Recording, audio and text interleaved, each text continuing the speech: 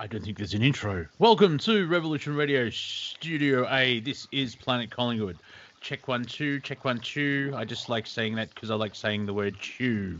That's for our Australian listeners. It's a bit of 12th man. Richie Benno. Yeah, that's right. That's 12th man doing Richie Benno, and we've lost everyone who doesn't play cricket. No idea what we're talking about. We'll get into that because it's Planet Collingwood, and we have 2 hours to fill.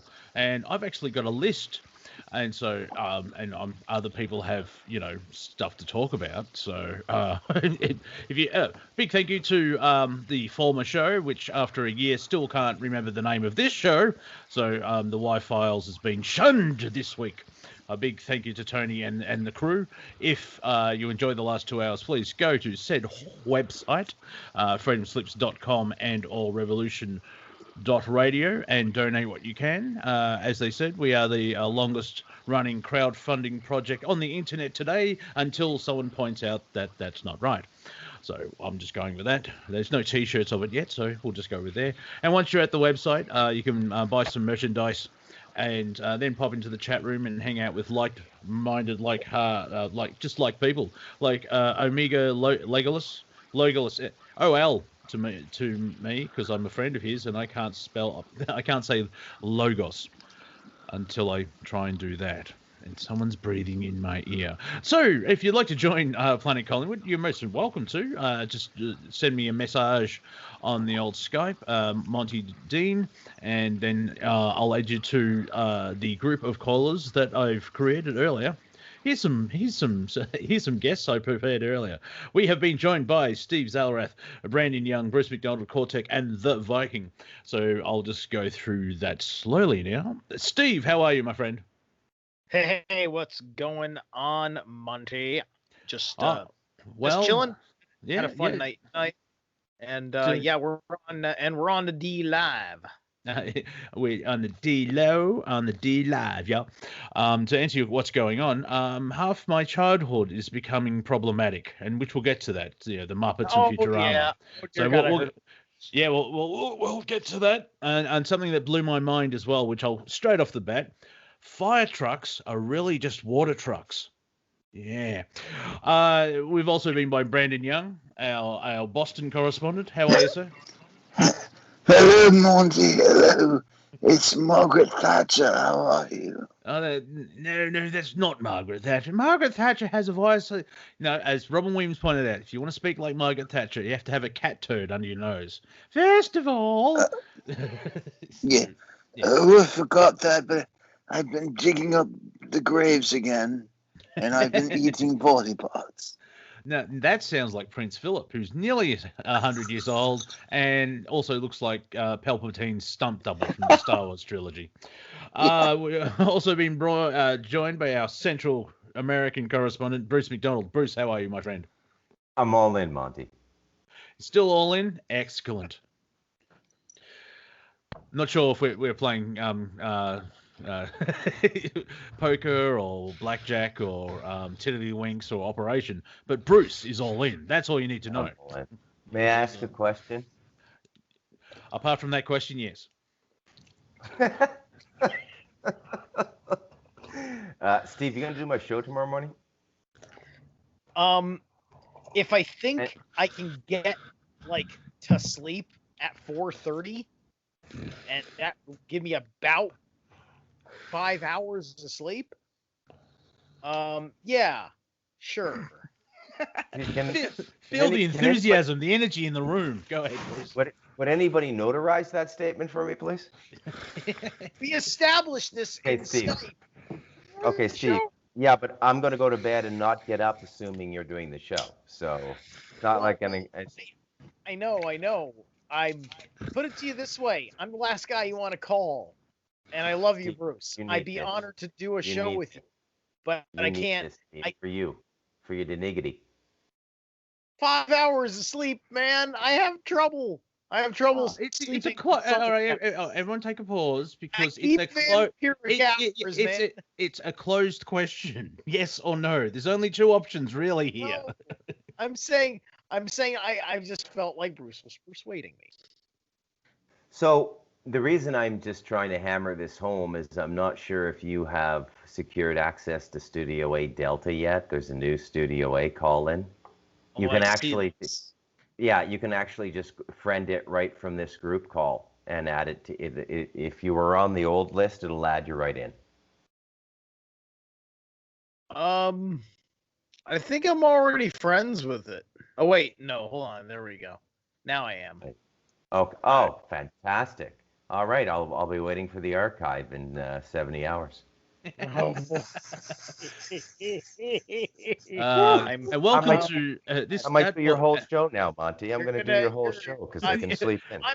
I'm going to screw it up. I'm going to miss it, and you're going to send some like. No, Mr. Rowe will send just a put bandit to my house to bring back my testicles. I just know no, it'd be cheaper for Mr. Rowe to send the nanobots than Bruce to send a Colombian chap over. So he wouldn't waste the nanobots. He'd send just a robot, RHO bot. Possibly. They're the normal size ones.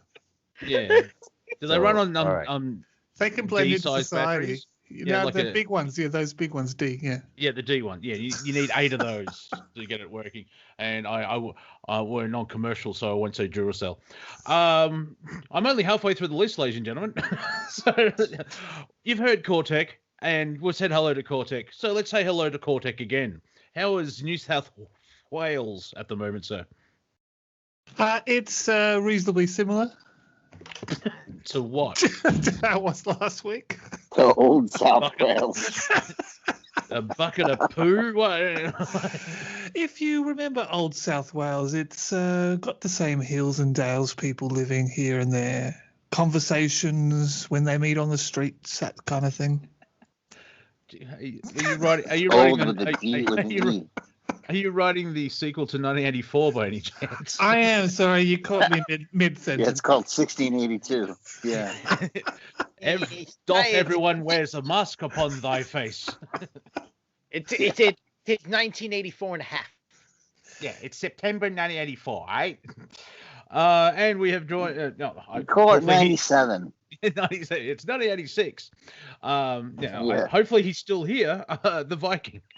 Welcome to the land of silly. Hey guys, yeah, I'm doing good. I want to do a shout out to a friend of mine, Dennis, who's listening to the show. He's my fishing buddy. I'm doing good. And we've also been joined by, well, he didn't leave the studio because he was on the last show. I just referred to him as Harry. How are you, Harry? Yeah, hiding in the corner. Well, you failed because everyone knows you're there now. All right. Yeah, I was just come back from a big day on the shovel, and all right, you need to expand on that because it's a comedy show. I had a big day on the shovel. What were you sitting on it? Were you using it as a battering ram? Like, yeah, I was sort of leaning or a sled, trying to stay out of the sun. Oh, Yeah. you're a digger. Oh, see, that's all right. Yeah, and just about to jump in the shower. I thought, nah, I'll treat me hand sphincter, and I'll listen to the show. What? Welcome to Planet Collingwood, where we accept you, even in your own filth. Let us know when you check it out. let us know when you reach China, so that way we can begin the counter infiltration. China. That is actually amazing to see. Yeah, anywhere on the planet, you could be in Tibet and you'll dig your way to China. It's really weird. Where everywhere on the planet, you'll up in China, except when in China. Is Harry left his video on? Because they've tried.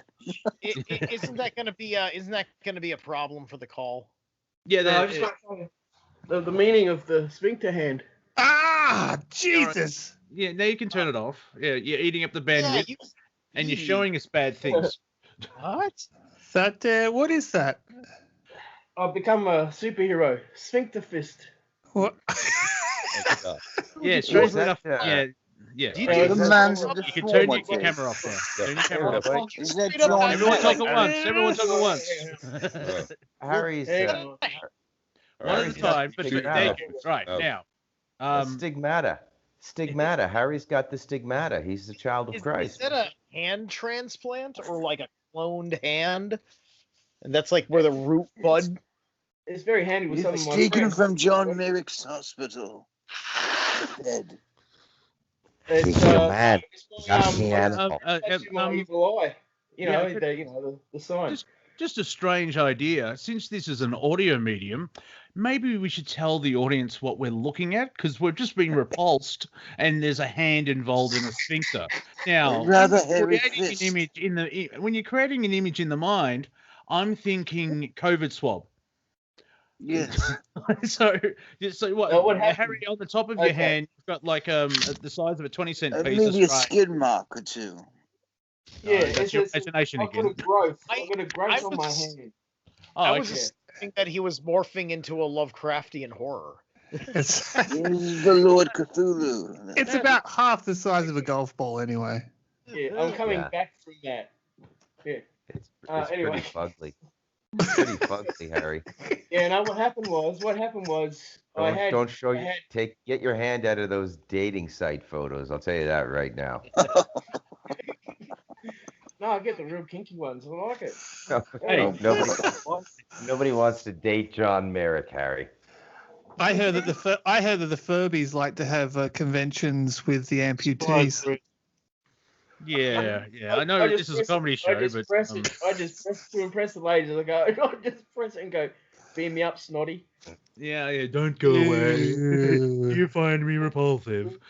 Someone who's not repulsive, because after all that intro, someone still wanted to join, which is the level of guest that I get, I guess.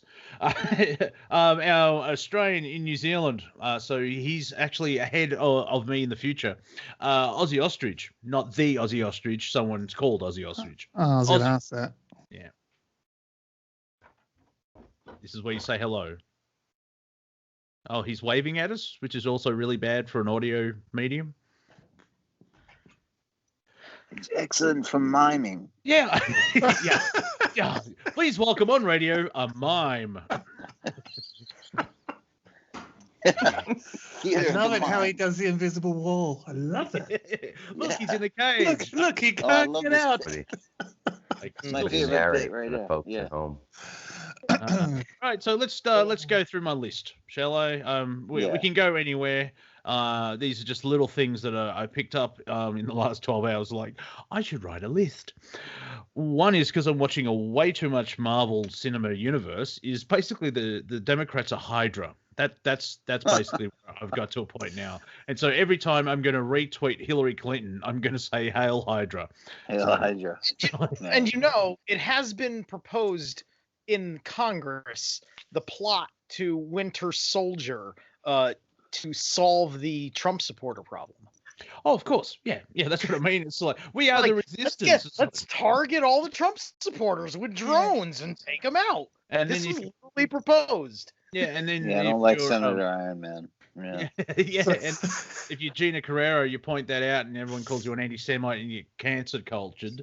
And then you also have the Auschwitz Museum pointing at the same thing, and they're allowed to get away with it.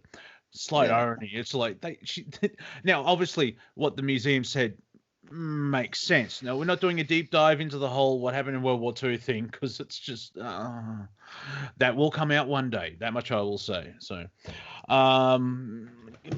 the moment stuff that we can point out, where I watch, my sleeping pattern's just gone out the window, where it's like I'll have a nap at 9 p.m. and wake up at 2 a.m. Couldn't get to sleep, so I watched a bit of Ladder with Crowder, and he actually had members of his crew going to houses of alleged voters, and a lot of people live in vacant lots, which is very fascinating. Yeah, it's like, this person voted. Yeah, apparently they have a tent. My apologies, Monty. Just There as we you go. introduced me, my bloody phone crashed, and I was like miming there for a bit, so I did hear it on the. But thanks, guys. I feel like I'm amongst the giants tonight with all you here, and nothing, Well, no news. So, But did you get Joe Biden says you got to take your vaccine when it's your turn, right? You're ready. well, actually, I'm going to do up-to-date topical humor. Your phone crashed. Was Tiger driving? Hey, come on, think about it. Hey, yeah, all that too, yeah. Gee, tough room. All right. Oh, did I throw you with a local reference? Tiger Woods crashed in a car, people. It's the in-game golf terminology. Just not many people play it. Yeah, So, I played it. Yeah. Go ahead, Bruce. I was talking to my parents today in Ottawa, and my dad was complaining about how badly Trudeau has bungled the ordering for the vaccine. Apparently, Canada is 54th in a list of nations, basically because of bureaucratic incompetence in Ottawa. And my dad's complaining about this because he and my mom want to get the vaccine. And you know what I did? I didn't say a thing. You know, I mean, he's 86, my mom's 82. I need my inheritance, and I just kept my mouth shut. Well, the interesting thing is, yeah, Bruce, have you heard this? Well, pause for laughter. People are actually starting. I don't know if you've seen this in the Truther movement or the alternative movement, but you will start seeing it even more now. They're referring to the vaccine as the IQ test. It's like, if you want to get it, I think you fail. So, yeah, it's racially prejudiced. Yeah. No, it means if you want to get the vaccine, is you don't have high IQ. Right. That's basically I where get that. it. Yeah. All right. Yeah. Inheritance. Ha ha. And also Emperor Biden in the last couple of days has announced that he's going to put more kids in cages, but he's changed the wording. Overflow and fun happy camps, I think they're called. So, yeah. I call it a cubicle.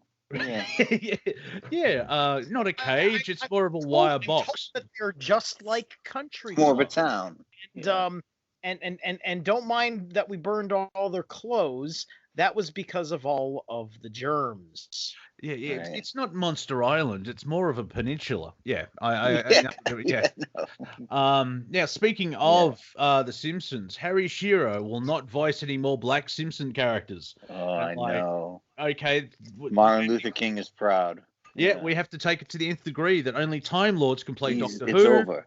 Right. And if there's any Hitler movies, we have to have a Nazi play Hitler. I'm sorry, this is the left's thinking. It's the end of acting. All right. Then we're gonna have to go back and refilm all of the Thor movies because Heimdall is literally called the White God. It's not Rachel, but he's called the White God in the English translations. For starters, you overdub you need a god. You need a god to start with. God. Yeah, he's the only black Viking in the movie. Yeah, you need Get a god Morgan to start Freeman. with. So is James Hetfield available? I mean, because you need gods. Yeah, James Hetfield. Well, he's a god. you try and play Metallica. He's a goddamn mess. Is what lowercase g. Oh right. Do you remember that? Yeah. Do you remember that story about Ida Buttroth and going to that fancy dress party? Why? What'd she do? Well, she met a guy called Thor there, right? And she took him home, back to her place. In the morning, after a night of you can guess what. Anyway, this guy says, "Look, I really must confess, I am the god Thor." What'd she say? She goes, "You're Thor? I can't even biff straight. I can't even walk." Yeah, it's getting better. That's the second time on Planet Collingwood that joke's been reeled out. And so you have heard it. Oh, God. I think everyone's heard that one. Yes, I have. I don't know if the punchline landed quite. I got it, but it's much better in Aladdin, the first one with Ron Williams. And who are you? I'm Thor. Really? Well, it hurts. And so it's a nice one-liner. Kids in cages. Also, when is the State of the Union address supposed to happen? Beats me. That's an excellent question, Monty. How come nobody's brought that up? I saw it today, so I'm writing that down. Because apparently it's last week or something. But, with everything else that's going on, you kind of think that, old Emperor will wheel out and start waffling on and making up words and skipping over words. And it's the last radio show I did, it's like we go from comedy, you get out of tragedy and go to comedy. Then I start thinking of Joe Biden. It's like, I'm slipping back into tragedy again. It's like it's not funny anymore. I would almost believe that they'd have the balls to deep fake someone else and do this right in front of the Sergeant at Arms. Would that be a Marvel deep fake or a Lucasfilm deep fake? Because one's really good and the other one's Lucasfilm. I don't know. Oh, by the way, it is very interesting. I noticed tertiarily that they are talking to the Sergeant at Arms in their little investigation.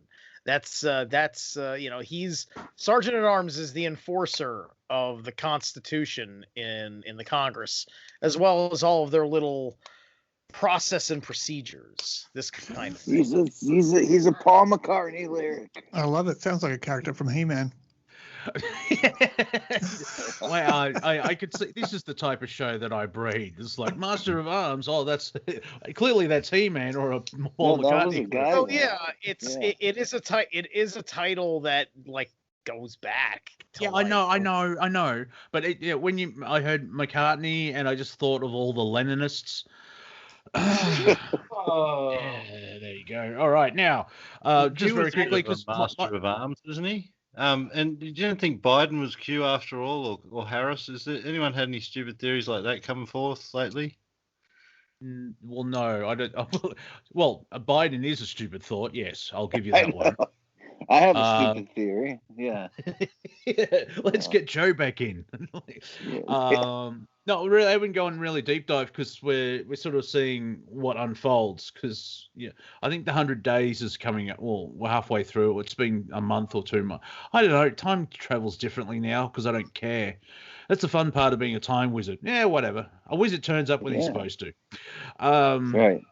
Speaking of me and my childhood, apparently, according to Disney Plus, the Muppets are racist, and some nutbar on Twitter thinks that Futurama is transphobic. So let's just go to the wheel of stupidity to spin that. Yeah, they just decide whatever TV shows are wrong this week. Well, yeah, apparently, Disney Plus has said the inappropriate characterizations, and because it's comedy, and so it's basically the leftards, the far left, that are slowly ripping everything down. PC babies. Did anyone else see that? That there was a principal that sent out a memo and asked people to fill in a poll, like on a scale. There's like 8 categories, from white extremist to white abolitionist. How do you rate yourself? And it's got all these different. Did anyone else see that today? No, not really. But I do have Coca-Cola on my list, so I'll slowly get to that. The latest thing is apparently I think it's on Spotify, some streaming. Anyway, it's a podcast. Bruce Springsteen and Barack Obama have a podcast. So basically, if you need to know from a mass murderer and a drunk driver, this is the podcast for you. And apparently Coca-Cola wants you to stop. I know, it's like, we've been friends. That's nice. The boss and some. Remember when I hired you for that rally back in the day? What you doing lately? Strange. How about we do something for our profiles together?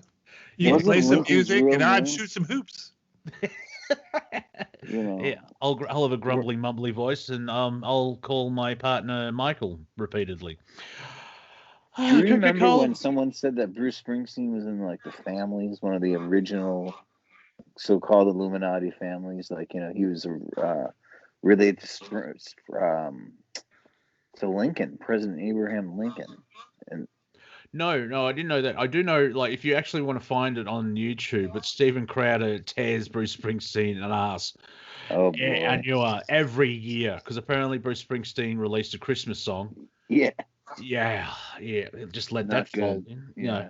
Coca-Cola has released a video for its workers of like to fall back on your whiteness, and they're being lambasted for that. It's like, of course. And Razor Fist pointed out, this is from a company that used to put cocaine in its drink. And that's basically my list. So we can go from anywhere here. All of it's comedy except for the State of the Union. Welcome to Planet Collingwood. Mm-hmm. I think you don't have to have a State of the Union. Yeah, I think. I'm sure that you kind of would have. No, I don't know. I'll tell you if- something if interesting. you did Tradition, it- not legal. Yeah. Go, Brandon. When I did a show with Didn't Andrew they come out Bartz, and report that Bartzi's, Australia's still on top of the heroin market and fentanyl's been beaten off or something? Yeah, I've been watching way too many superhero movies, and I had a very interesting vision when you said fentanyl's been beaten off. Sorry about that. okay. Well, Well, I know Andrew- that the Myanmar thing was connected to the illegal fentanyl trade. That's part of what was going on there, and I think the military was trying to stop the people that the person that they had like taken out. She was like involved with it because she was like a deep stater. Yeah. The El Chapo was taken out too, wasn't he? Like, Is it El Chapo's girlfriend like was arrested in on La the East Chapa. Coast?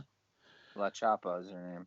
Yeah. Yeah, I No, I don't know. I don't know. Is it La Chapa? I'm El halfway through an Chapo? audiobook, so the client's going to have a very shock when it's like, you can't say a name correctly. Yep, that's right. I'm Australian. Yeah. Wait. Try Where reading is this Silmarillion this like place? that. Yeah. Chicago. Where is that? Is that like the gateway? That's near a Great Lake or something, isn't it? The Silmarillion. Yeah, I remember like the audiobook of the Silmarillion's Yeah. not good. Toykin. Yeah, that written by Toykin. Toykin from the Silmarillion. I'm gonna- Lord of the Rings. All I'm going to say is Halo. you can't switch narrators once someone's done most of your catalogue of an author. You just can't. No, They become the voice of no. that. They become the voice of that, thing. character. Well, Yeah. it depends. But this is the first book, so it's not like I'm not Great. replacing Stephen Fry anyway. No, you have a great voice for that. But I was saying, Andrew Bartzi's, who I did a show with like years ago, when I started off an old show, you know him now. You do a show with him, Monty. He always talks about, he's on about the political witchcraft thing and like how it's an esoteric, magical sort of political thing. So in that sense, the you could ask him, but Well, the State of the Union yeah. is a very important thing to be done by Well, that point. The latest thing that Andrew actually pointed out was during the worst insurrection ever. Like, we'll break into the building and then we'll stay between the ropes and look at everything and take photos. Right. Death to America! Oh, we got it. I- But right at the end, right at the end, right. Hey, B. This may take a while. See. No. We vacuum very Mike angrily. Pence, Yeah. Mike Pence, he used the gavel. I think he wiped it after Nancy touched it, but he used the gavel and he walked off to screen left. Your viewers left, and it was handed a token, which is part of the secret societies, because the ceremony for the electoral votes, Blackballing. or something like that. Basically, that whole ceremony was to put the energy that's going to be used borrowed already type thing, and so that's the one of the latest things that Andrew shared. It's like, that's fair. Fascinating. But, it'll be interesting about the State of the Union because you kind of want to, unlike the Federal Reserve, you kind of want to have a report card of. He's the one person who's predicted things that have come true for me. Like it's like he doesn't even make a big deal of it, but like when he's actually the stuff that he said to me 4 or 5 years ago, coming true, 100% came true. It's interesting. Yeah, it could be a shade of green or blue. The premise is still there, but because when even like you talk, Steve's on the call, you can talk to him. When you do a tarot reading, say if I had a tarot reading last week, it will be slightly different than this week because it's a moment in time where you're reading the energies of that moment, and so Right. Yeah. Well, like there's a lot of things that can happen, right? It's just like if I were like, for instance, if you were to basically look at my spread and my reading and say, no, do it again, you're going to get what's going to happen is that the universe is going to hit you with some pain. And the next reading is going to reveal something underneath that, why you rejected what the fates said the first time, right? So you don't want to get a reading too often in that sense. If you're just getting readings like weekly, you gotta jump into your free will and save your need for a reading for when you've got a serious obstacle. That's super interesting. I've done runes twice in my life so far. You mean a reading, or is it a new drug that I don't know of? No, just to shake the bones. It's a reading. Yeah, okay. It just said the way you said it. I've done runes twice in my life. Like, I've tried mushrooms. That's if you didn't know, I do the runes and tarot. Yeah. And it's fascinating to see how everything's unfolding. And of course, the universe, prime creator, flying spaghetti monster, source, God, Jehovah, well, not Jehovah because he's egotistical twat bag, but everything else, it's kind of wacky where the universe wants to help you, but then you start putting expectations in, and the universe is like, well, fine, be a vagina. Bam! It's a fine line of manifesting where you put out your manifestation and then you walk away, because if you put any expectation on the manifestation, it ruins it, because the universe is like, I was going to do this, but you're being then you went and said this. Yeah, when you start stuffing around with the probability ratios by vocalizing stuff, that completely changes everything too on expectations. And then you've got that whole genie thing of like, careful what you wish for. It's like, you have with a genie, you have to be extremely detailed. It's like, I want $1 million. Like me, you can wish for more body parts. Yes, that's right. Thank you, Your Highness. More graves to dig up, you see. So more Biden voters rolling in. Yes.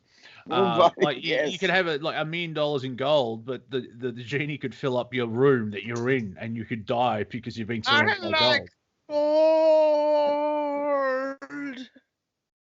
You're welcome. Isn't that the premise of Wishmaster, by the way? You get have 3 more awesome powers. Oh yes, gold member. Yeah. Yes. It's very interesting watching those films now, because it's been I'm Dutch, isn't that weird? Yeah, smoking a pancake, pipe and a bong, bong and a splint.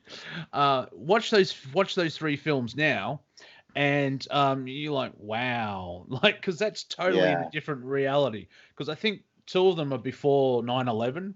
Remember 9/11? Because someone shared on Twitter a history teacher who was filming himself wearing a mask because of free will. Let's be fair. But the kids, it's just like that. The kids have no idea. And I'll give you this example. You're all intelligent young gentlemen, and you're familiar with history of World War II and the 1940s. The teacher said, "What was your response be if I said D-Day?" And the response was, "Oh, is he a rapper?" I knew it. Something like that. Yeah. It's like, oh my god.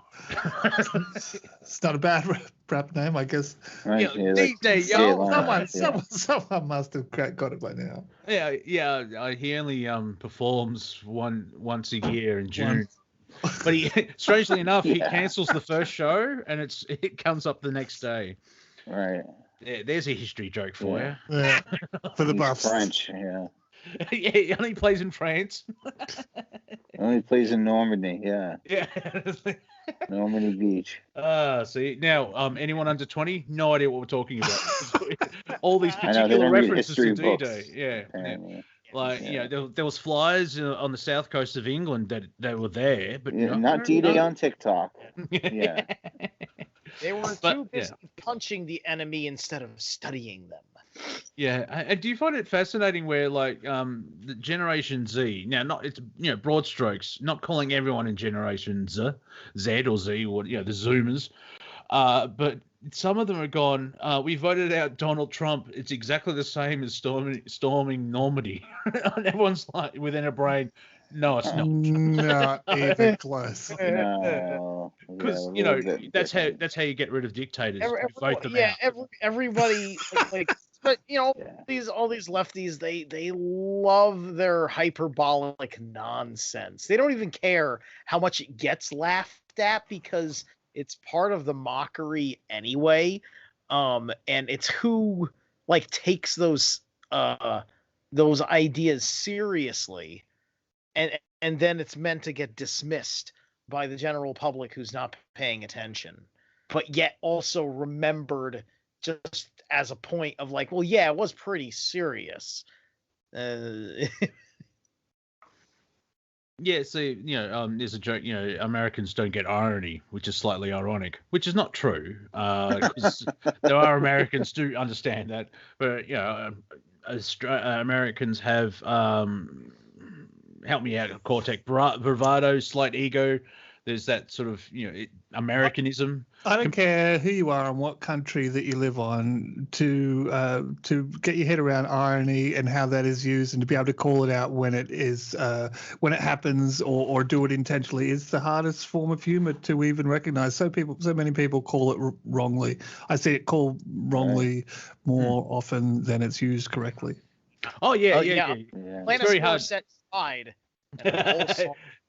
Yeah, it's like isn't it ironic when you want a knife and you've got 10,000 spoons? Well, pause. Why do you have 10,000 spoons for starters? I mean, there's a mental problem here. Yeah, because it's Alanis Morissette. Yeah. And well, that too. Now, Australians, Americans have that slight ego thing. Australians have apathy, so I don't care. Alanis Morissette's Canuck. Yes, North America. Yeah, don't worry. I'm one of those weird ones that I think Brazil to Alaska, it's all one continent. It's all America. You're one of those. Yeah. Oh, you're one of those. You want to throw Mexico in there, fine, but you let the South be the South.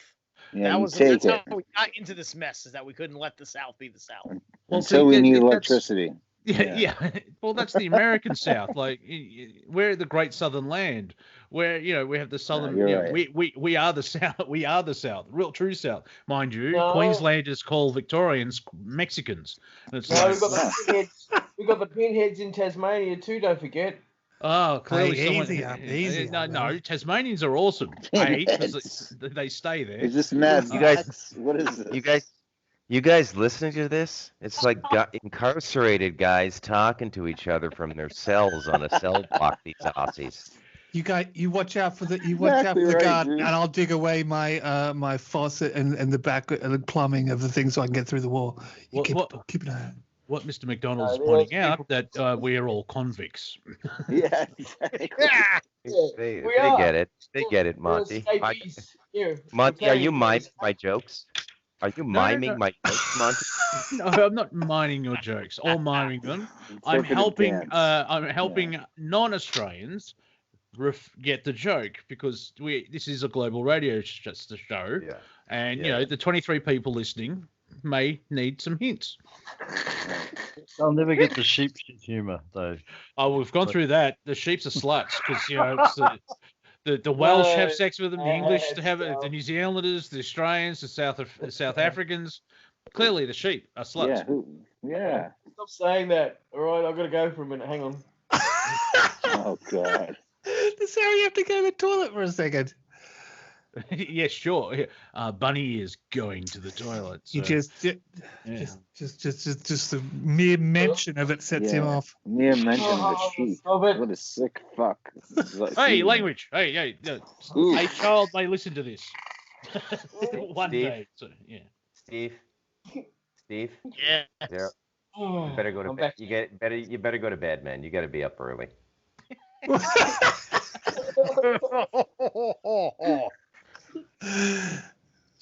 No, stay awake all the way through. So stay awake all the way through. I have to commit to 4 a.m. I'm giving D Live the show. So. That's the spirit. Okay.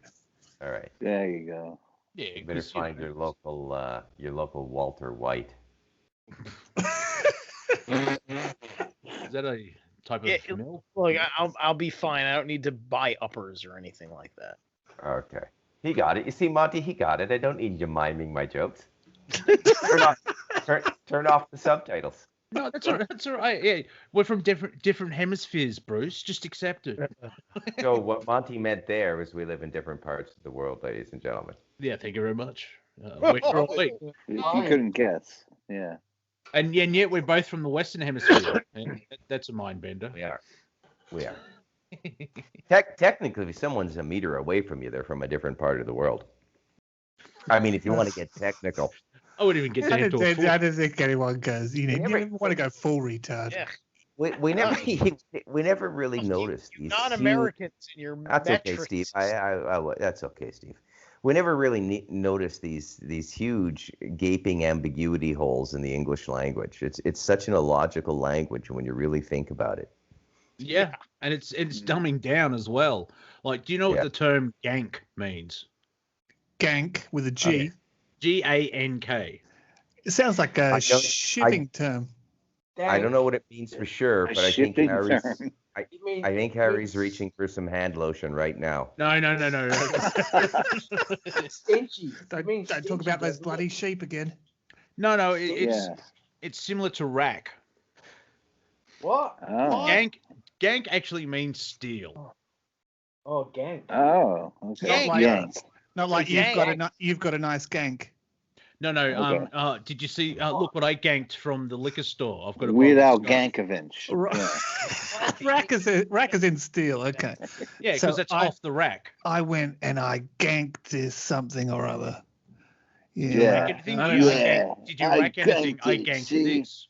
Yeah. I have no idea what I'm teaching everyone on this call. Sounds like street hair lip talk or something.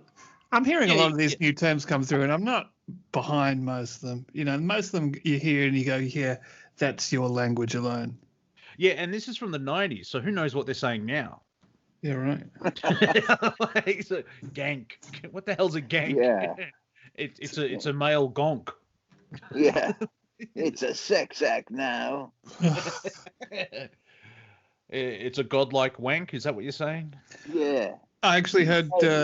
I had Willow. He's become a god, gank. Willow from the station actually posted something that there's a word for the wind in the leaves of the trees, which I thought was cool. Oh, I like that. Wouldn't that be wind? No. Yeah. There's anher word when the wind passes through the vowels. We're really from different parts of the world, Cortek.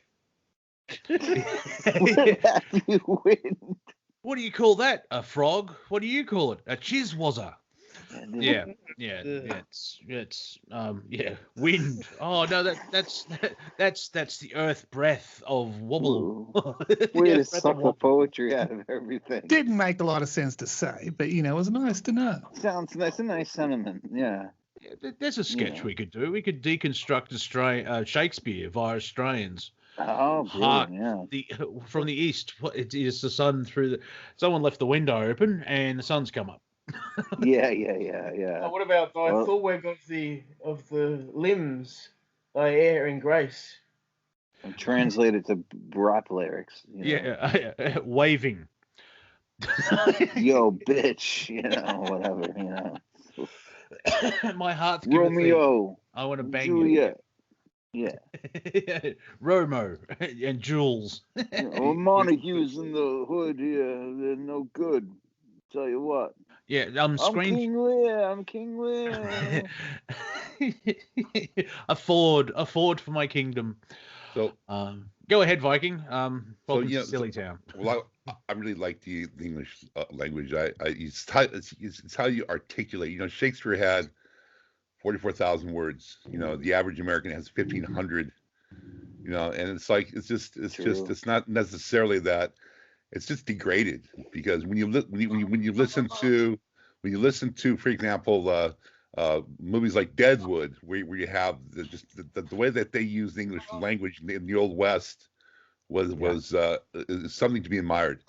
And then you have cultures like Hawaii that have 34 words for rain, or Alaska. The Inuits have 48 words for ice. It's like it's just went downhill. It's absolutely downhill. But I love the English language. You just got to know how to, just it needs to be masterful in your touch. Yeah, it's a fantastic growing language to speak. You got to know how to unlock it. When you write, the writing and spelling is just abhorrent and horrible and stupid. I before E, and someone done a meme like I before E except for, and there's about 12 words, where it's like blah blah blah blah, and the sentence makes sense as well. Like an interesting thing to think about in writing and in language, it's like the infrastructure of your language are like not even like words that are in the uniqueness of things. It's the and and me and I, right? These things, right? And then it's how you shape your subject around that, because then you're starting to pick out the things that those words are talking about. The computer, this kind of syntax. Yeah, the interesting thing is the way to explain it is read some of the letters from the American Civil War, where it's almost like a dictionary threw up, but it made sense. The Constitution of thy being this day, this is Ciceronian of the Constitution of thy enemy across the road, and this is apparently a farmer writing this letter. Yeah, right. Yeah. Yeah, and it's just shows you the education. 3 years old. Yeah, the education system over the 20th century has gone. I just feel stupider and stupider all the time. Yeah, Mama, I know I've not been born yet, but thank you for letting me learn letters. Yeah. Yeah, and then you try and talk like the level of racism. There are some well, they're not Africans, they're Americans. They're all Americans, but they're from the black community. That if someone speaks like like we do, you're speaking white man's talk. And you got to speak ghetto. It's like I don't think you need to speak like that. And it's like, here's the problem. Here's the problem. That's an improvement. We could just cancel the letter J and find an alternative. I mean, no, what? No. While I think about that, Steve, continue. Cancel the letter J. Colonists, if the colonists were so smart, then how come none other people knew how to code? Oh, gee. The first thing comes to mind is there wouldn't be anything to code for. I don't know. If I had 2 flags, I would code your ass. It's a semaphore. It's like living in North Korea. There's no coding jobs. Or toilet paper. Go ahead, Viking. Well, then there's you hear the Japanese trying to speak English. Our idioms are just we have more idioms than any other language. It's just the way we can express ourselves is still, phenomenal. I just really love our idioms.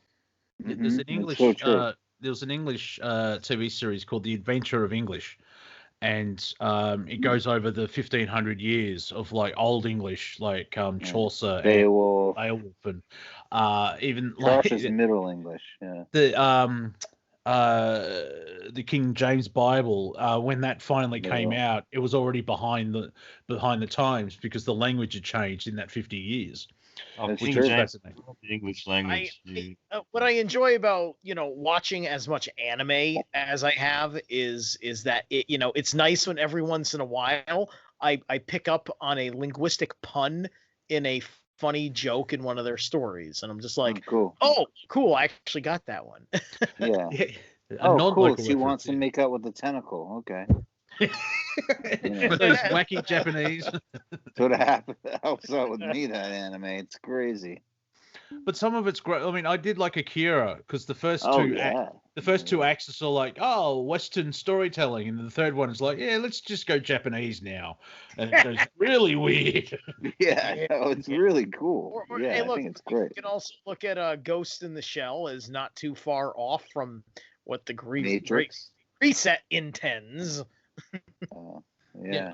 I found on YouTube a 12-minute history of G-Force or Battle of the Planets. Oh, you did? Oh, cool. And it's fascinating where there's about 7 different versions of it, but it started out as Gotcha Man, I think it was in Japan first, which is Japanese. So that, Steve, when you watch your anime, do you just read the subtitles with the Japanese voices? Sometimes. Because you can hear the emotion in the emotion. Sometimes when it gets re-recorded, the meaning of the line may change the line to change the script, and you don't hear the emotion of it. But and of course it's Japanese emotion. There's a lot of strong English dubs out there, especially depending on certain productions. Like, you're not going to get any complaints out of Studio Ghibli about how Disney handled the translations. Disney does a really good job when it doesn't own a franchise. It does a really good job at letting the franchise they're partnered with do its thing, which is why Pixar films were so good. Like Studio Ghibli, all of their English dubs are awesome and with top-notch voice actors. Yeah. It adds to it. So, but it's also sometimes good to listen to the original, and you have the stereo. It's also handy if someone actually speaks the language and goes, "These subtitles are crap." He doesn't say that. like especially because there's really they have a couple of very, very unique short words that express longer thoughts too. So that's an important element of it as well. So they're able to convey an emotion on a more complicated word than you're used to in the Western storyteller. A good example of that. A good example of that is the actual movie with Bill Murray, Lost in Translation. There's one, I think they thought this scene and built the story around it. But the scene is that Bill Murray, I don't think he's playing Bill Murray, but he's playing a famous American star. And there's a Japanese director, and the translator's completely useless because the Japanese director is like, I want him to actually move forward and be like his forefathers and hold the samurai in his hands and present and show to the world that he is a god. And the translator goes, a god like this, and holds up the hand, and Bill's like, is that what he just said? Can you? Because you can tell, go like this is much shorter than 30 seconds of talking, and it's a perfect example. Right. It's where Lost in Translation is like, go like this. Like, you need a good. That's such a good film. Yeah. Right, and that's because he was making a very poetic statement that the other guy understood. He was just putting gravitas on go like this. Right. And being an actor, you sort of, because what's my motivation? Where am I coming from? What am I supposed to be pretending? And it's a backstory, and just go like this. It was like, it's a beer commercial. Yeah. I think it was a whiskey commercial. But yeah. See, I love scenes in movies when two characters that are who are like adversaries in some way, shape, or form interact with each other, and they are uniquely of a specific background, and they have a shared language, and and there's that deliberate scene where, and now I'm going to speak to my kin in our own language, and then they have this really epic debate or something might end up in an epic fight, or a deal is accepted, or something significant between the two of them on that level. It's just fascinating how language is being Australian. Until the British turned up, there was 700 nations, and I think Cortek, how many Aboriginal language? 400, something ridiculous. It was about 400 or 500, it seems. Yeah, and so I'm amazed that anyone actually got on with anyone else if there's 400 languages in 700 different nations. There's a map. There's actually a map I saw. This dude tried to plot it out of how many, like the normal Australia split up into 5 or 6 states or whatever like that. And this is a map, and it's just that every. I don't know. There's the best way to explain hundreds of little states. Yeah, the best way is like when you drop a plate of glass on concrete. Yeah, it just shatters. It's like exactly. Wow, there's like at least 700 pieces of glass there.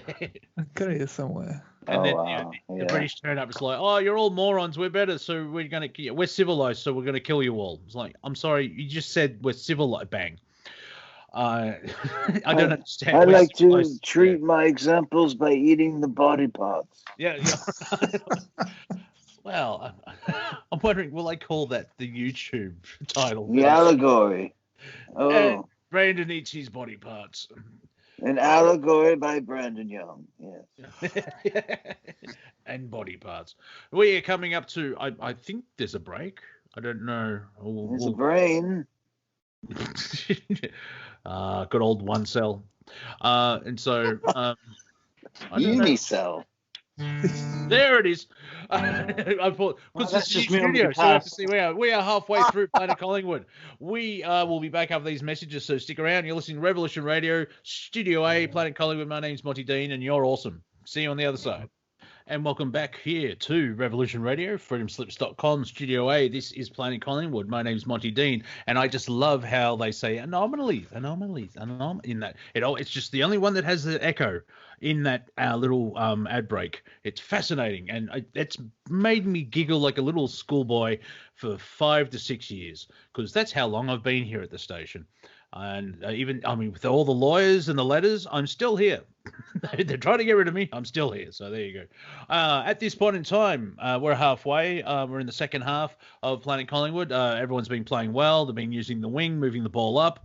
And the umpires are finally, they don't need their dogs and their walking sticks, the white ones. But we have been joined by Brandon Young, Bruce MacDonald, Cortek, Harry, Ozzie, Ostrich, not the pink one, Steve Zerilath, and the Viking. And thank you for being here, gentlemen, because it sounds more betterer when everyone else is insane and just not me ranting by myself, making myself laugh. If there's a group, I seem to be more sane. Right. So that's good. I just interject like little plot, things here and there just to make you think you're sane. And then that's my gig, and then my job's done. Because you eat your body parts, yeah. Yeah, thank you. Yeah, yes. And Bruce is all in. Yeah, Bruce is all in because Brandon eats all his. Yeah, he's all in. Yeah, because Brandon eats all his body parts. So, it's going to be. I really should make a highlight reel of 2021 because 2020 was unique. Yeah. We'll just say it that way. Are we still, Steve? Are we still deliving at this point in time? We are. It's super quiet, but there's 4 people. Oh, yeah. Steve, is that your British accent? Or Boston sure, accent? Sure, why not? Hey, I could be from anywhere, right? Yeah. So I did a search on what was the funniest thing in the world and found the world's funniest joke. So here it is. Okay. 200 are out in the woods when one of them collapses. He doesn't seem to be breathing and his eyes are glazed. The other guy whips out his phone and calls the emergency services. He gasps, "My friend is dead. What can I do?" The operator says, "Calm down. I can help. First, let's make sure he's dead." There's silence, then a gunshot is heard. Back on the phone, the guy says, "Okay, now what?"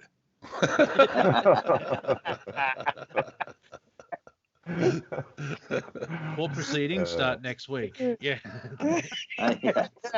I've heard that one. I can't believe you delivered it that fast and still hit the punchline. Well, that was really fast. Well, yeah, that's fast. Some ways with comedy is to just take forever, and then you do the punchline, and it's supposed to build tension, and then there's that release. But if the punchline is more of a slap and it sucks, everyone's like, oh, basically when Donald Trump on election night came out at 2:00 in the morning, said, "We're going to the courts," and everyone's like, oh. And Yes, then I was awake all night. What day 65 we got up to? Like, day 65 of the election. So don't we have all the favorite joke? Can we share or not? Yeah, do it. Well, if it's clean, or you can clean it up. Yeah. Well, do I start? Go on. Yeah, go for it. Okay, one of my favorite jokes is these three Texas chicks are sitting on the fence watching the Bulls, mate. They start talking about their boyfriends, and the first one goes, "My boyfriend's so cute, I call him Kissins because he kisses me all night long." The second one goes, "Well, I call my boyfriend Huggins because he hugs me all night long." The third one says, "I call my boyfriend Drambuie." The second one goes, "Ain't that some kind of fancy liquor?"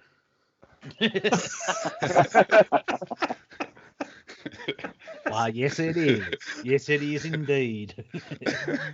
Oh, that tricky English. I have no idea what you're talking about. You're referring to a beverage? Or beverage? I have no idea why beaver.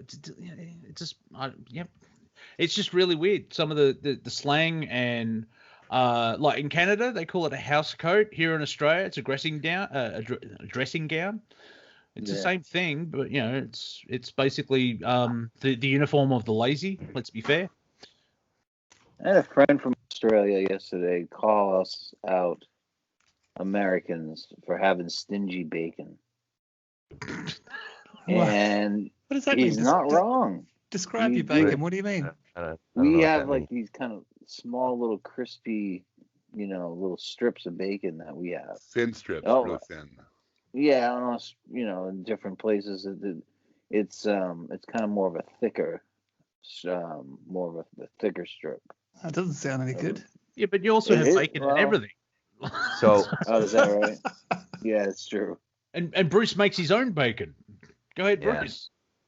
So what we do when we kill a pig is we cut a big part of the ass off, which is bacon, and we cut it into cubes that are about the size of a golf ball, and we just fry it up in a big pot. It takes about 45 minutes, and it's like these huge chunks of bacon. And I mean, that happens once or twice a year. I don't want anybody to think I'm eating this way every other day or something, but it's really quite tasty, man. Like, it's unbelievably sinfully tasty. That sounds amazing. Yeah, it's like, and we just killed a 100-kilogram pig, so you can have a pound of bacon there in that one sitting if you want. Oh yeah, it's good stuff. Yeah. Anyway. Yeah. Well, yeah, you got to basically use all of it. That was the great thing about the First Nations of the United States, is when they killed a buffalo, I think they actually used everything. I don't think they threw anything away. The bone. Yeah, they used the bone, the tongue, the meat, the skin, the tail, and the hooves and everything else like that. I have no idea what for. You know how they clean? They clean the skull? They put the skull on a red anthill and they cleaned it out. Oh wow, that's cool. And that gives back to the earth as well. I like that. Now, because our white men, they shot the buffalo and just skinned them and left 2 tons of meat just lying in the sun and festering. Delicious. Yeah, that was also a part of a starvation program as well. That was the last Great Reset. yeah, and they're still here. That's what I like. In Australia, we have that wound of the Europeans. They're British. British, English elites, mainly Germans, but still, and the First Nations. And there's still the leftards come out in the first 3 weeks of the year and say about Australia, it's Invasion Day. They don't talk about it for the rest of the year though, because they won't get woke points. Oh, right. I just want to point out that Harry's done his second Be Right Back of the round table. And while he's away, I think we should organize an intervention. I think he's a chronic masturbator. Aye. Are you calling my mate Harry a wanker? That's sneaky English. That's sneaky English. Oh, yeah, it is a good thing for me speaking today, yeah. But it's still, it's the Aboriginal. Like now it's not. I'm in the middle where it's like if certain places that are named after Aboriginal names are awesome. I live in Nuttawading, which a white man version is battlefield, but the Aboriginal meaning is meeting place. So, points of view. That's all right. It's a battlefield. Look, they're killing each other. They're having a disagreement on their it's meeting like the field. wind- It's No, like I the haven't wind finished, between the leaves. Oh, It's, yeah.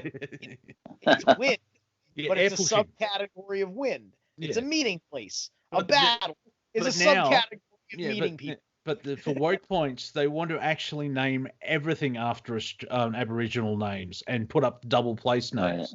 Right. Like a And McDonald's. Yeah. Yeah, and what I find interesting is Yes. it's very hard My to spell. And ancestral chicken nuggets. yeah, you mean Wingy Bar? Yeah, and because they're still pushing the let me think. Invasion, and it's still stolen land. It's like, yes, it is stolen. There was a war. They lost. We need to have a treaty. And people don't really like to hear that because, we need to actually have responsibility. Yeah. well, yeah, and also recognition of history, and then move on with our lives together. I'm sorry, any African American solution? descendants- No. Yeah. So, how dare you? Go back to eating your body parts. Solution indeed. Right. The slave reparations. Reconciliation. Yeah, that's a bit. Yes, thank you. Yeah, that is what. Yes, it's because I'm against the whole slave reparations because 99% of that should be given to the First Nations for rent. You see, the problem is that like we have the generation that is like making all of this a problem where now we have to freaking qualify what we're talking about when we're making these kinds of a Western Foundation in the Americas conversation like we're just having right now. It's like if you were a person living in those shoes, and let's just say you're nothing more than just a regular person. Perhaps you're a Christian, right? And you only know so much, and you're taking an opportunity that the powers that be presented to you, because otherwise you're not getting out of whatever the hell you're trying to get out of in Europe. And the big difference is that the tribes didn't sit there and say, listen, man, these immigrants, they keep coming in, right? So we're supposed to learn from that lesson. We notice that immigrants keep coming in. It's like, hey, man, it's just like the last guys didn't build walls and armies and stuff when we were flooding over here. And so we had to have a relationship where we took jurisdiction. They're going to do that to us. I suggest we get our armies and our boundaries up, and that's what we did. I've seen a couple of natives of Australia, and they refuse to. It's not called Australia, and I just thought it was like, well, you can call it New Holland then, you stupid twit, because that's what it was called, New Holland, before it was called Australia. Someone that travels the width and breadth of the continental United States is Trucker Gerald. Gerald, are you there? I am here. Good morning. How you doing? Oh, awesome reverb. Are you on a cab? No, I am not. Okay. Well, he's a trucker. Why would he be in a cab? Because that's what they called it. That's what they call the truck. Yeah, so not a taxi. Not a cab. Cab of the truck. It's that stupid language coming up again. Yeah. There's that sneaky English again. That's sneaky English. English, yeah. See, that's the problem with foreigners today. It's the language, which is English. No genders, No Elvis, no Lava. It's actually American. It's not English. We speak American. Yeah, we speak Australian, and it's based on, and it's fascinating in TV shows like everyone's speaking English, but then he's like, can you, someone says it in scientific, English, that was English. You're speaking American. It's interesting. One of these guys I follow who does little pieces of work with language. He made a point using a verse from Hamlet or something, that like the American Southern drawl is one of the most suited dialects for speaking Shakespearean. Really? Yeah, if you Be or not to be, that is thy question. If you read Shakespeare like the Appalachian Mountains, you're going to be having a good time. I can see that actually. Yeah. What does shine between King Lear did what to his daughter? I think you just need to slow it down.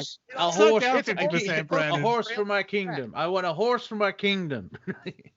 Right. It was later on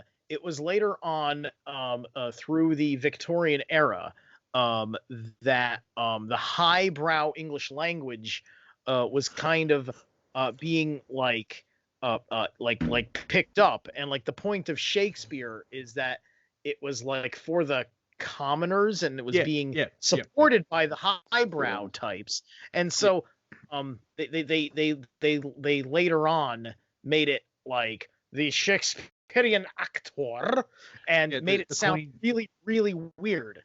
The Queen's English is from Queen Victoria, who became queen and then started learning English because she only spoke German. She was 16 or 18 when she became the monarch. And so that's where you have this type of strange accent where I don't sound like a peasant.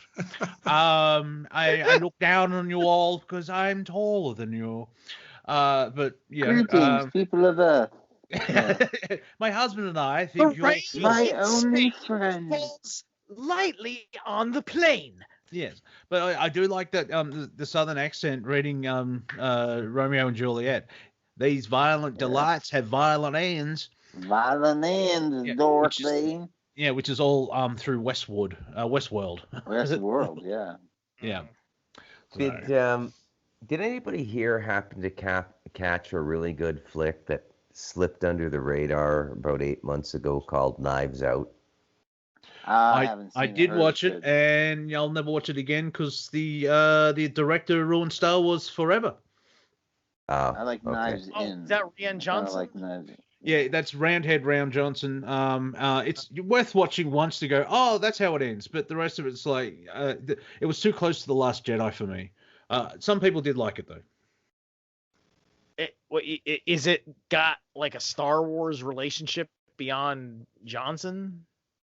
No, it's just the hatred for the man bleeds over into the film. I'm saying, like, Johnson. I heard about this Knives Out, so now I'm just being inquirious. Well, what's the name of great. What's the name of the dude who played James Bond, the last one? Yeah, Daniel Craig. Daniel Craig. Yeah, he has a role in this, and he does a southern drawl. It's the funniest thing you've ever heard. And is it terrible? No, he does it really well, but it's humorous though because it's from him. Yeah, it's funny, and it's like seeing Doctor Strange in an American accent, you know. Yeah. What do you think, Bruce? Yeah. Does that sum it up? Bruce is like, no, it's not like that at all. It's like Benny which Cumberbatch. Okay. Burn the cucumber batch, whatever it is. Yeah. I don't know why. Yeah, I don't know why he stretches that out to Benjamin, because there's much more consonants and assonants in Benny Cumberbatch. Hey, Benny. Yeah. And also when you said Doctor Strange, I even watched that movie 3 days ago, but I went to what you mean Peter Sellers, and because that's Doctor Strange Love. Oh, okay. Right. So if I speak it out and work it through, which is still a great movie. That's sneaky English again. Oh yeah, especially with the German accent. We will start a world war, and then we'll all head for the bunkers where there'll be 14 men and 16 women. And no W's. Yeah. We will. It's a good film. Anything like even the Mouse That Roared. When Peter Sellers was awesome on films. Wouldn't really want to meet him in personal life because he sucked as a human, but he was a brilliant actor and comedic actor. And if you like your radio plays and comedy, English comedy, The Goon Show, nearly a decade's worth of English comedy, where at that sort of predated Monty Python. It's that level of it's silliness, like this show, but funnier. Like one gag I remember was like, Min, I think the cat wants to go outside. How do you know that? Well, the cat's got its hat and coat. Cute. So now, and also this is, if that's not funny. It's like these jokes were written in 1950, so they're It's so nearly stupid. Yeah. Yeah, exactly. So silly. Everybody. And you've got 70 years where it's kind of hard to show people old comedy because they've watched up-to-date comedy where you could show someone the Marx Brothers, but if they're falling in love with Eddie Murphy, they may not think the Marx Brothers is hilarious.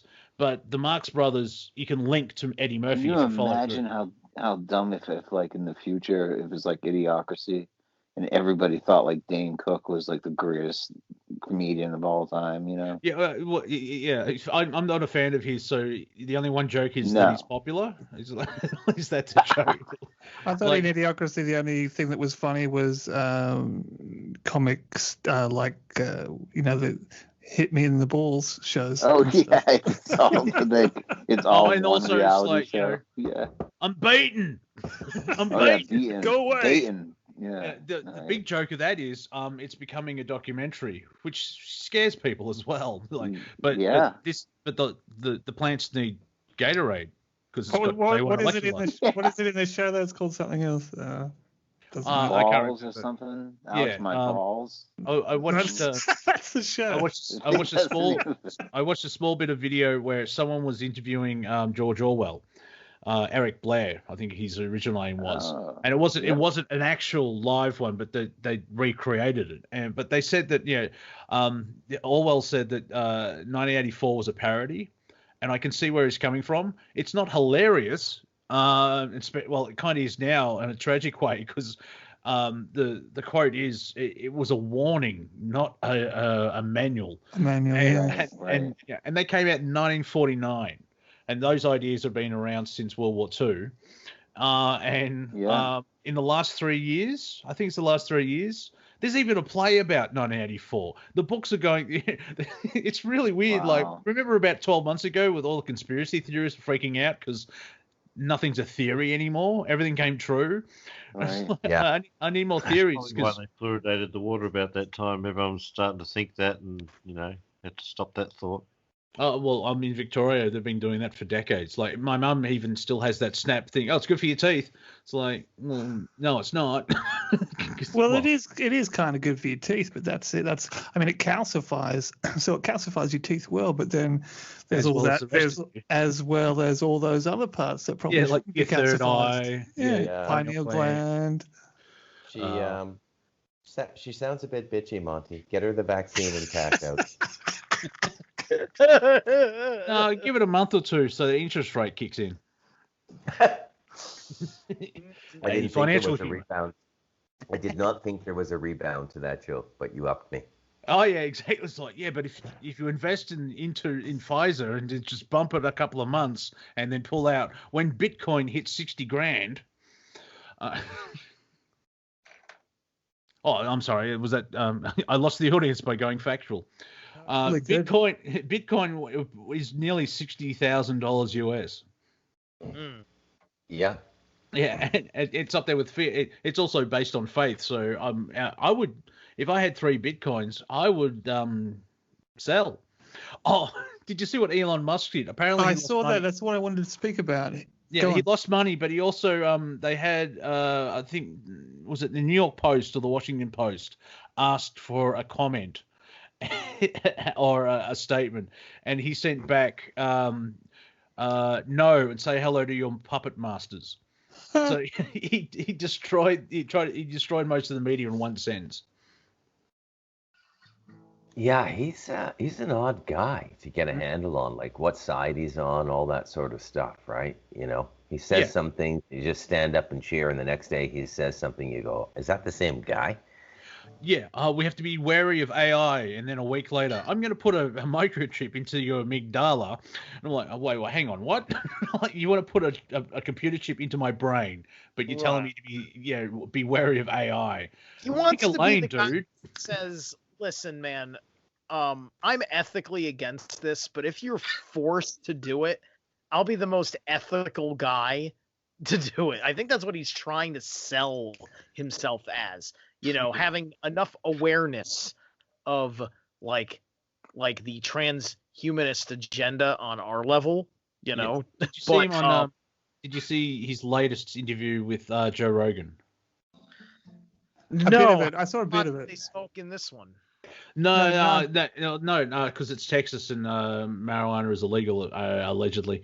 So they're probably doing lines beforehand. I kid. But it was like 3 hours long and not much. But what I got out of it is it's like I'm trying to expand humanity's consciousness. Do you think there's aliens? No, unless they're subtle. I'm like, really? If you want to expand consciousness, then you put these massive blinkers on. And I jokingly said, we're going to Mars. I was like, yeah, when you land there, the owners are going to go, get the hell off my lawn. Yeah, right. I mean, it is Mars. Yeah, and so there is that weird thing where he wants to help humanity, and I'm 47 in a month. I need a calculator to do basic maths, and he's invented a car that does everything. Apparently, you just have to be in it to travel. That's it. Everything else can be done for you. There's a game, there's internet, it can dance, all this type of stuff. And it's like, yeah, humans are lazy already, right? Okay, fine. He's built a smart car. Anybody else could have done that, right? He's not doing anything but being allowed to put things that already exist together.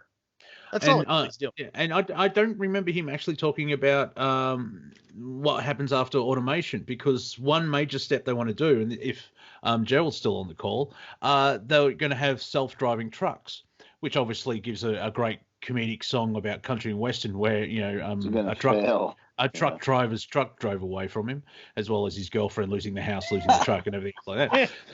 However, 101 right there. Yeah, girlfriend dumped him for Optimus Prime. Yeah, But the interesting thing is, they could replace the entire industry. Now, if you're 55 and you've driven trucks for 30 years, you're not going to learn to code.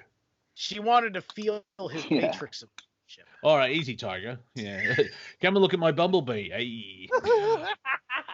Anyway, but we're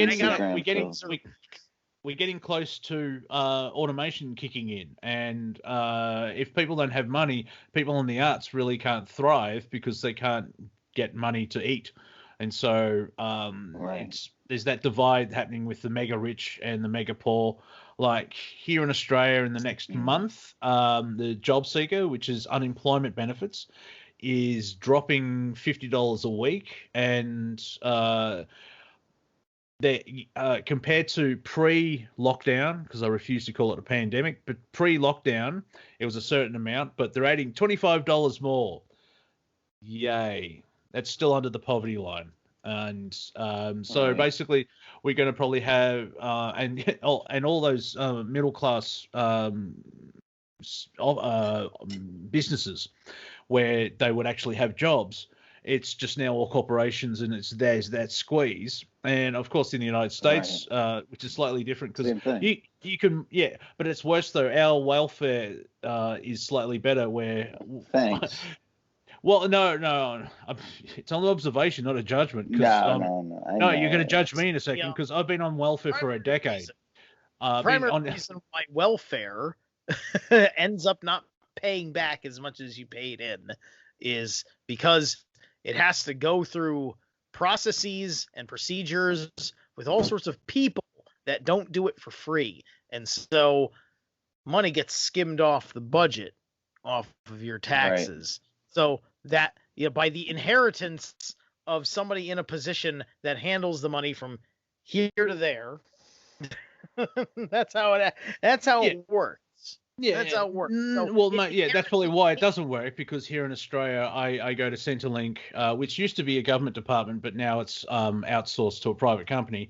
And with all the middle class businesses closing, there's not enough jobs. And so in about a month, we're probably going to see a jump in the unemployment rate, and around about a million Australians, so 1 in 25 people are going to go down into the poverty line. As well as in 5 to 10 years, you'll have automation. And it's like Biden's doing this. I saw him waffling on. He actually, it didn't make sense, but he got through a sentence without stuffing up. It did stuff up though, because like through automation and globalism, we'll give the American worker a fair trade. And I'm like, doing what, you lying sack? Sounds like it kind of contradicts itself as well. I know. Well, Biden's beautiful at that. Yeah. I saw him during the presidential debates. He'd start a paragraph saying one thing, and by the end of the paragraph, done a whole 180. It's like, Yeah. yeah, Donald Trump is evil because he did lockdowns, and we'll have viruses. Merry we'll have Christmas. Merry Yeah. Christmas, and we'll do lockdowns too. Like, what? All right.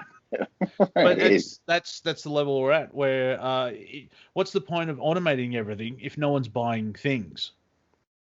And also that whole great reset. You're like, you won't own anything and be happy about it. It's like, that sounds like a threat. Does it sound like a threat to you? It does.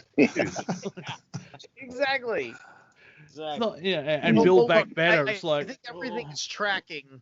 Everything's tracking from everything that I've heard and from a divination reading that still is panning out. That like you're gonna see like a botched rollout of the Great Reset happen, and so they're gonna execute it. It's gonna fail, and we're gonna immediately be in rejection mode. And so that's you can only be eligible for the Great Reset if you have the vaccine. probably. Well, that's one way of looking at it. Honestly, I don't think it's gonna go that way. I don't think I don't think that they got enough people in on the absolution of the vaccine, because we spent a whole year fighting about the absolution of a mask, and that was the fight about the absolution of a vaccine, because we were talking about that side by side with it, because we all knew that that's what this was going to morph into sometime after the election. Yeah, the vaccine was supposed to be the Hail Mary. The reports are everywhere. The reports are everywhere. Nobody wants this thing. There aren't enough willing participants to bother with creating mandate. This is a level that the corporations don't want to go, because just like the mask is corporate policy, they would have to make the vaccine corporate policy. The question is, does a corporation that forces you to take medicine your doctor didn't give you, does that make them liable? Because certainly Pfizer's not liable for all of the people with nervous system conditions now. Yeah. Somebody is. Someone should be liable. Well, yeah, but you go back to the 1980s where it's in law that the pharmaceutical companies can't be sued for they can't take responsibility. The thing is, with the ridiculous. They're too big to take responsibility. No, well, they're big enough to Yeah. take responsibility. Well, Let's be fair. But it's the whole thing of You know what they said about the banks, though. no, I can't repeat it on air. Now, I think that maybe now it's possible that, because nothing's perfect, right? There's people getting this vaccine. Some of them are not getting side effects, but there's a lot of them that are. And and my point is, seeing how it seems like droves of people are rejecting this, then maybe this is evidence that this is one of the info wars that we actually won. We may have actually won this one. Well, think about that. I don't think I would. No, I don't think we're winning it. We're winning it. Well, without, what if you're not part of? But sure. I see that you lost because you've gone against free will. No, I've got to agree with Steve, because you know why? The media, which is fake news, is saying that the lockdowns were a success, right? Now, if that's fake news, then the lockdowns were a failure. You see. So it's that you're in that conundrum. It's like the lockdowns have been a success, and we're still going to keep them. You keep doing them. Yeah, it's like, well, if they're a success, why are we doing them? Oh, because we still have. But then if they don't work, why do we keep doing them? Shut up, get some money. Yeah. Yes, Master. I can't stress this enough. Maybe people aren't seeing it enough, right? It's like, although it's not, you can't have gathering, like there's no concerts and parties and things like that, like in like public buildings and stuff, right? But what you do have is mobility was within the country was never halted at all. We never had a mobility problem like everybody else did.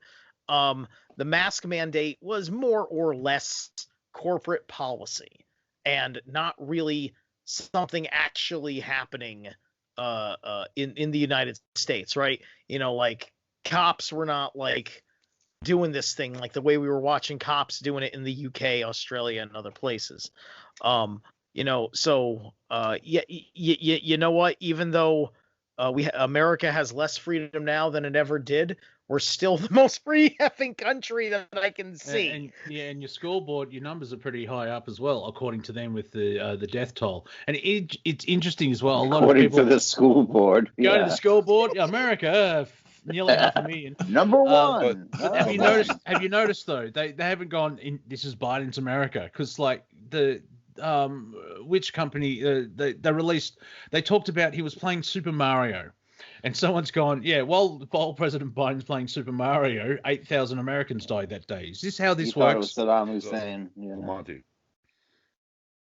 So what's interesting here, you talked about it being an IQ test. What it still is a free will, because people are volunteering to take this stupid vaccine. I like to know the numbers of people that are not, because I think that this is where Steve is actually correct, because I think there's more people not taking the vaccine than people that are, because the phobic nation here is the ones that are rushing to get the spike in their arm.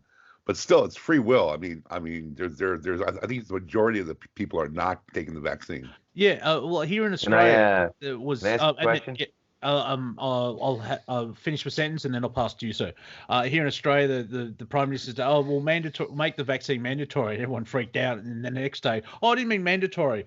People will have a choice." And then you find out that if you don't get the jab, you don't get any welfare. You can't go travelling. You can't go into the supermarket. You can't get a job and do all this stuff. So it's you don't have to get it, but you can't. They force you into it in that that sneaky English way. So you can still fly. You just gotta just have to be tested 2 weeks before you fly. You know, I mean, it's like or get your passport. Bruce, go ahead. Right. Yeah. So my question is, what's the punchline?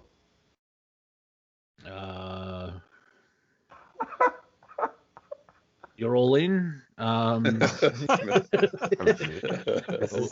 Someone eats body parts.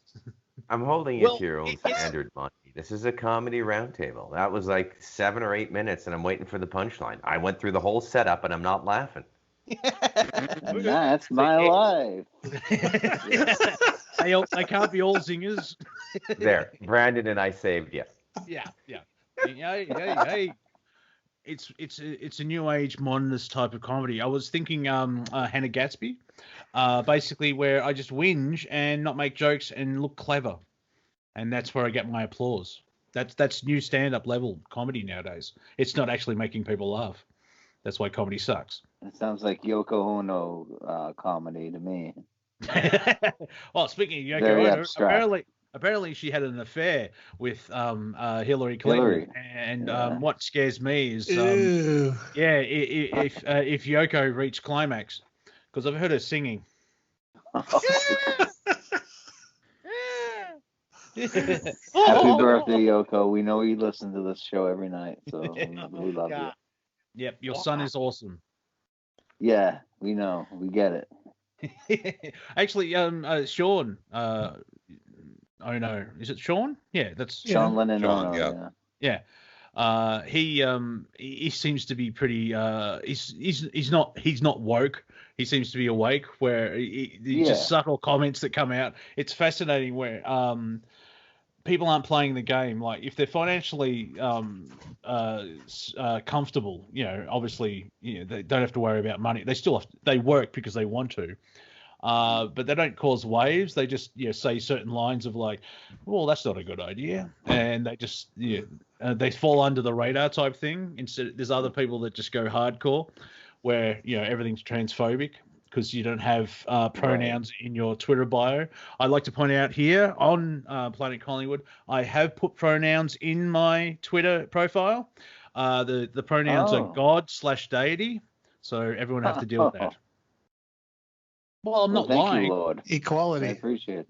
Well, yeah, I mean, so you're a god and a deity as well. Oh, that's fair enough. Everything addressed. as I only found his out I was a eternal wife today. reverence. Say that again, Steve. I will be addressed as his eternal reverence. Those are my pronouns. I like Infinite Lord over all space and time. It doesn't really Yeah, fit. that's a sweet one. Yeah, it doesn't fit on the. It doesn't fit on the driver's license though. It doesn't fit on the driver's license. So, Mr. Infinite Lord of all space and time. Yeah, that's Did me. you fill this out yourself? What is I? Question. what gender? You're not 6'2", are you? You know. Yeah. Gender? All it is, was, and will be. Oh, All the above. Yeah. Male, female, and other. Yeah, damn straight. Yeah. Chicken. You know. Yes. I remember when I was a peasant and they called me he, him. But now I am at court and I refer to the queen as they. Yeah, the third person, like, do they have pronouns as well? Oh, that's right. See, they started it with the whole Her Majesty. But I've seen people where it's like clearly you need professional help. You have a mental problem because they don't have one pronoun like Z and Zer. They have 17. Yeah. It's like Yeah. I've jokingly, it made John Z laugh. I jokingly said the problem now of being in the army is once you've dug 2 latrines, there's another 57 to go. Right. Well, especially with his last name, right? I also sometimes like to address myself in the second person. Monty wants to know how my day was.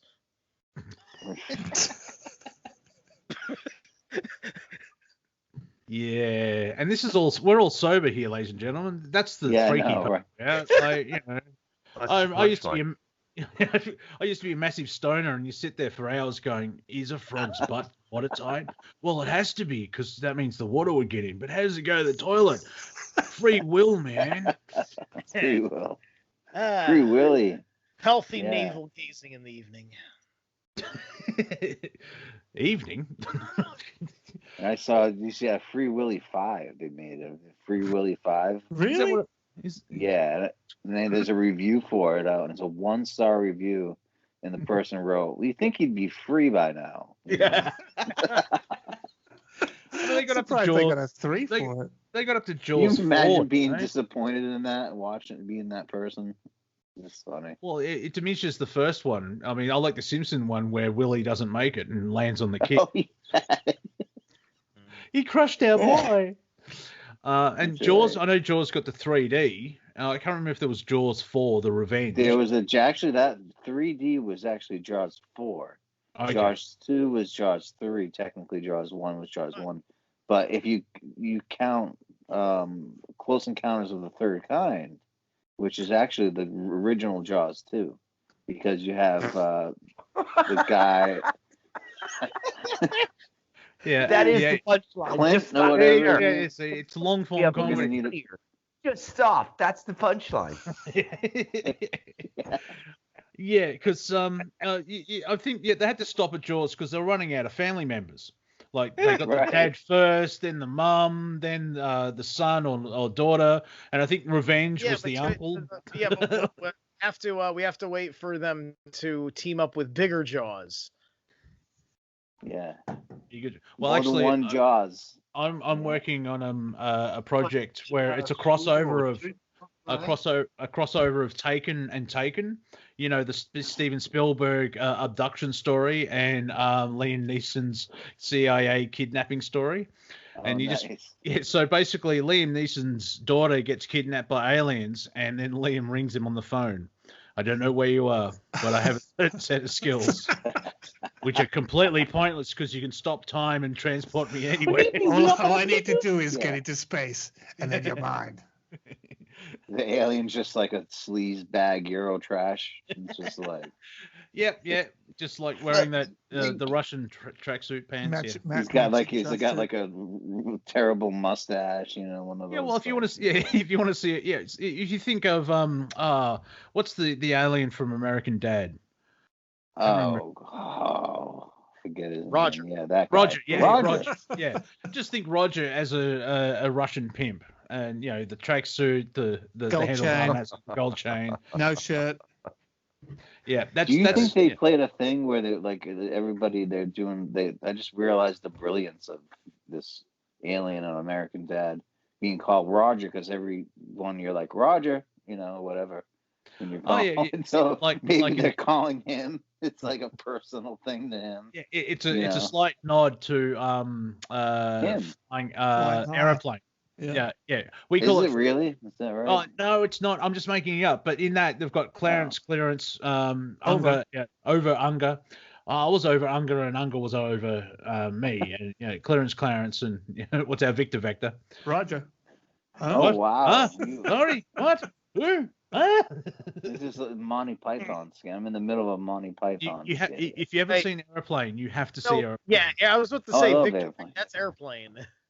Yeah, in Australia it was called Flying High for whatever reason. It's annoying because they called it Flying High for some reason. Yeah, totally. Like back then they had all sorts of weird title rebrandings and different ghetto territories. This is a different territory. See, the Australians are really weird, and so I think we need to be high on weed for them. They're not going to find Airplane funny. Yeah, Airplane. Why do I want to watch a technical film about an airplane? That doesn't work for me. Flying High. That sounds like a weed comedy. I think we can sell it here. All right, Yeah, Jaws. We call Shark Attack. Yeah, or Sharknado. Oh, maybe that's a bit later. Yeah.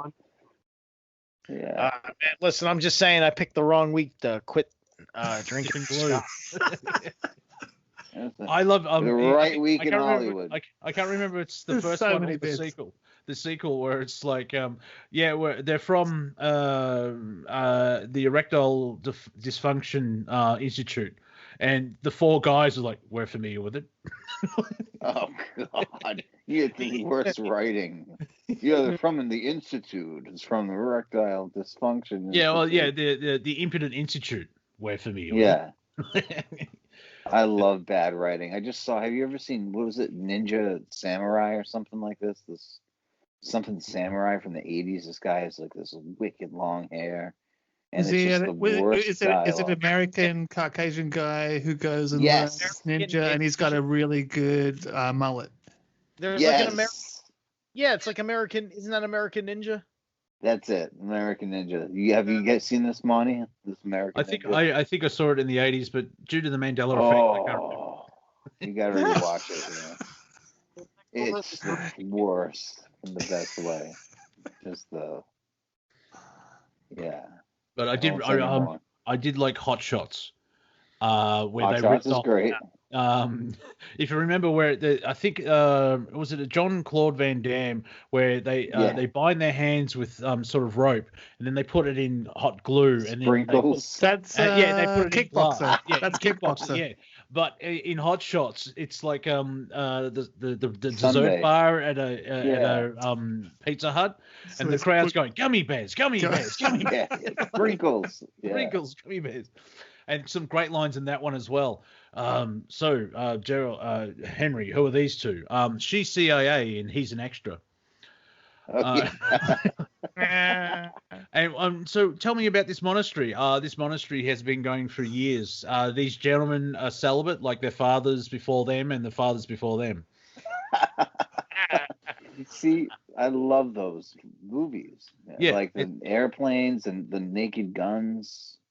National Lampoon. Have you seen Basketball, starring the South guys? Yeah, that's the same people. They actually created Basketball. They got bored one summer. Wait. Really? Who created Baseball? Not the South Park guys. National Lampoon, I think. On the Zucker brothers and whoever, the guys that did like the Naked Gun and the Aeroplane and Hot Shots, and because they actually started out in Chicago and they had it in the paper. They called their show The Nose because in the paper it said The Nose running continuously. That's right. Yeah. I forgot about that. So yeah, it's stupid level humor, and they also did a movie, Amazon Women from the Moon, I think. I've seen that. Yeah, which is just sketches, and I have to get. I think I've got that one. I know I've got the Kentucky Fried Movie. I need to find that again. There was just I saw that back in the day, and there were some scenes that just cracked me up, and I just had to rewind them and crack myself up. Amazonian women on the moon. I need to find it. Yeah, and this a great scene.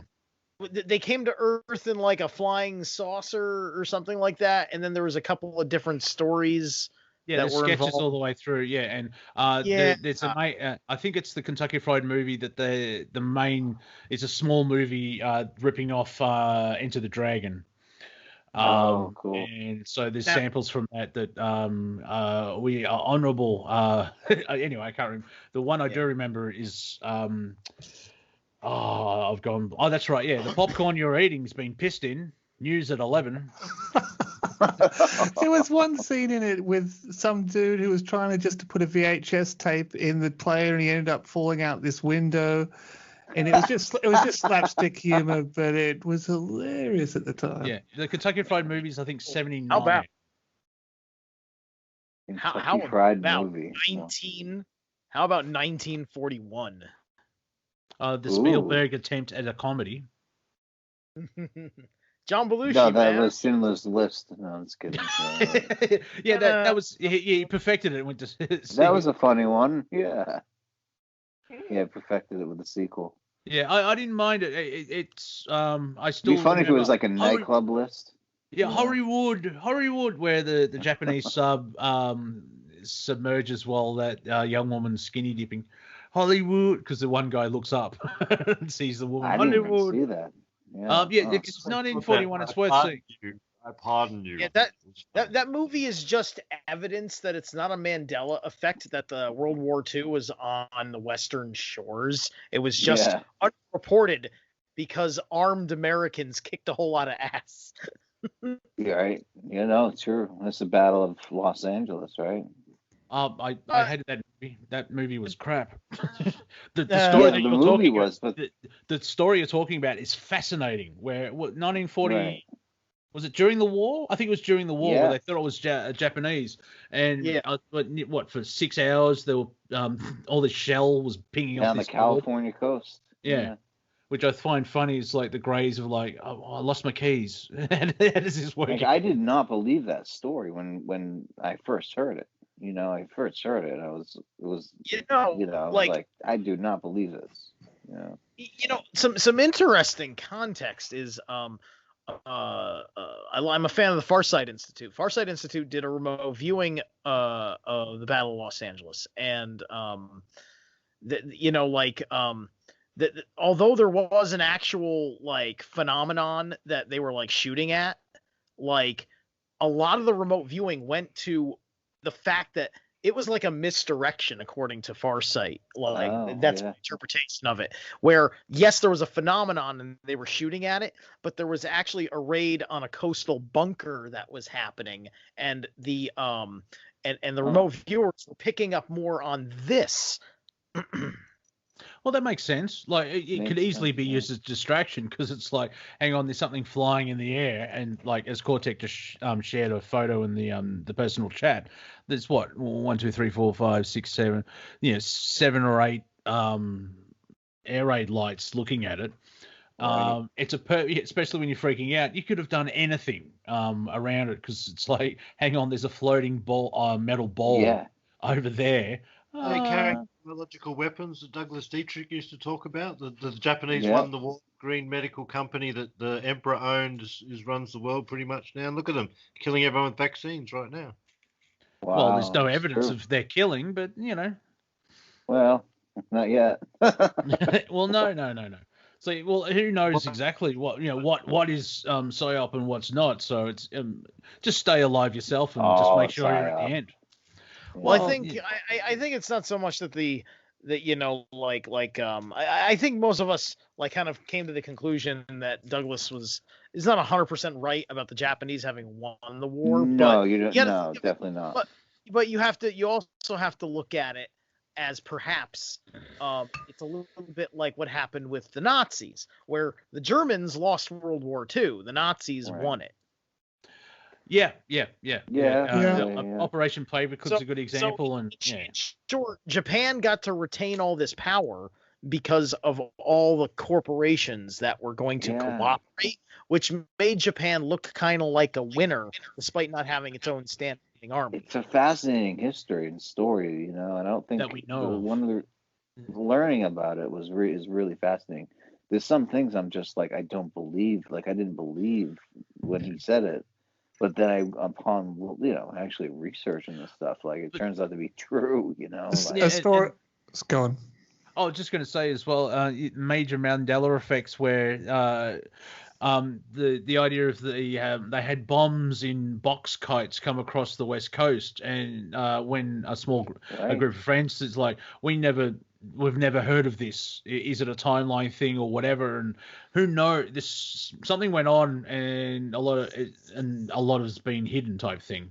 So it's fascinating to see what actually comes out, and is it multiple timelines? What's the actual truth? I mean, we can't even mention the H word with the Jews and stuff, because it's that you can't ask questions, which brings up more of like, well, hang on, if we can't ask a question, something's clearly because the numbers and stuff. Well, I mean, like it's because we've been having the conversation forever, and people are not very good at narrowing down their inquiry. It's like I'm trying to figure out all of them. No, not the ones that committed the countdown on right now. What did all of them? That is the end of Planet Collingwood. If anyone wants to keep going, you're most welcome after the break. This is Revolution Radio, freedomslips.com. My name's Monty Dean. Thank you all. Thank you, Steve, Brandon, Bruce, Cortek, the Viking, Harry, everybody. You're all awesome. I'll get better at this next week. Have fun, everyone. See you soon.